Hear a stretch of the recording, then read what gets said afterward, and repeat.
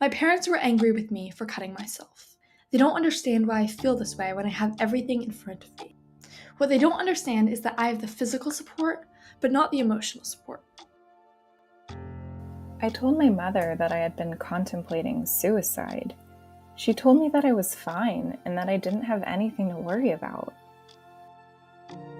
We often hear parents saying things like, "Oh, you're fine, don't worry about it, it'll get better." And teens often experience that as very invalidating or dismissive of their struggle when they're really trying to communicate something that is very challenging for them, or they're worried and they're hopeless and helpless often.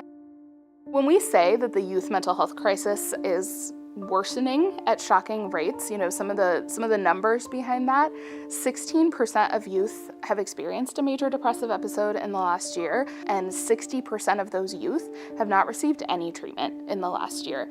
Among the LGBTQ population, that is actually so much higher. It's 57% have experienced a major depressive episode. They're at far greater risk for negative outcomes. Those are all national statistics, and I think in the Bay Area, there's often a greater incidence of depression and anxiety among youth. There's a culture in the Bay Area, there's a drive to succeed, there's a pressure to perform that youth are really feeling.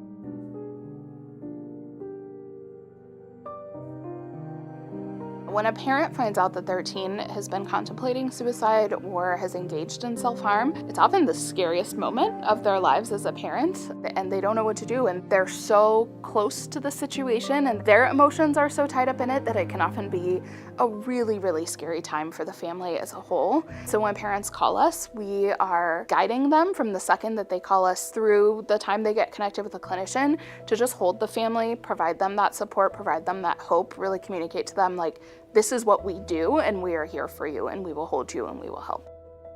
When I heard about CHC's RISE program, it didn't make any sense to me that there could be a program where a kid would be partially on Zoom and they would partially be in person and they would work with people for 3 hours a day, and somehow it would change their brain in a way where they could go on and live a normal life.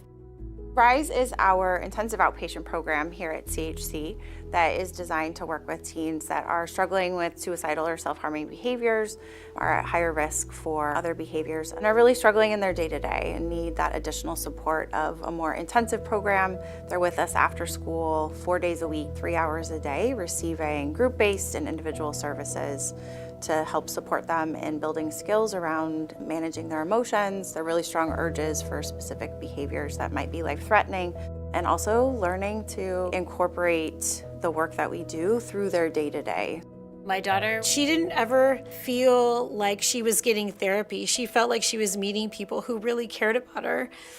And so she wanted to bring her story to share along with the other kids, and she was so happy to come every single time. I love that these kids who had obviously come from the darkest place grow into these empowered kids who would explain the skills that they had gained. The combination of therapy as well as that peer connection is so important, and it's why we do a lot of group therapy at CHC. The therapist can impart the skills, can impart the knowledge, can help clients apply those skills to their everyday lives. And that peer component is so important. Having a supportive and strong peer community is a huge protective factor against depression and anxiety. And so that combination works really well, because sometimes a therapist might say something and teens just hear it differently when it comes from somebody else their own age. They can call us at any point in time, 24 hours a day. We get calls at 3 a.m. when they're in crisis or when they're at school and they're really distressed and they need that additional support. They're able to give us a call and receive skills and coaching in the moment. When I receive a phone call from my teen that I'm working with, be it at 10 a.m. or at 3 a.m., we have already planned for this in our individual therapy sessions, and this is what we signed up for, and this is where the rubber meets the road in the work that we do with the teen. And then we run through different things that are going on, we make a plan, and then in the next individual therapy session, that's where we start. This keeps them out of the hospital because they can call us at any point in time for us to really be able to step in and support them, and also work with the parents around safety planning and finding ways to keep them in the home. This is what sets RISE apart from the other IOP programs in the area. We are a comprehensive dialectical behavioral therapy program, and that phone coaching component is a really key aspect for the teens to generalize the skills outside of their time with us in IOP. And then the parents receive services through multifamily skills group and also parent coaching, and are really integrated into the work that the teen is doing to help the family unit as a whole at a time when there's crisis in the home. A lot of teens often feel like they're the only ones. I'm the only one who's ever felt this way. I'm the only one who's ever felt this sad or this anxious, or this is only hard for me. And when they come in and they talk to one of our clinicians, or even in our group programming where they come in and they see 7 other teens who are saying the same thing, there's a big aspect of it about just feeling seen, right? Feeling like, oh, I feel seen, I feel heard. Other people experience these challenges, and the adults that are here understand these challenges and they know how to help. There's a light at the end of the tunnel for the first time.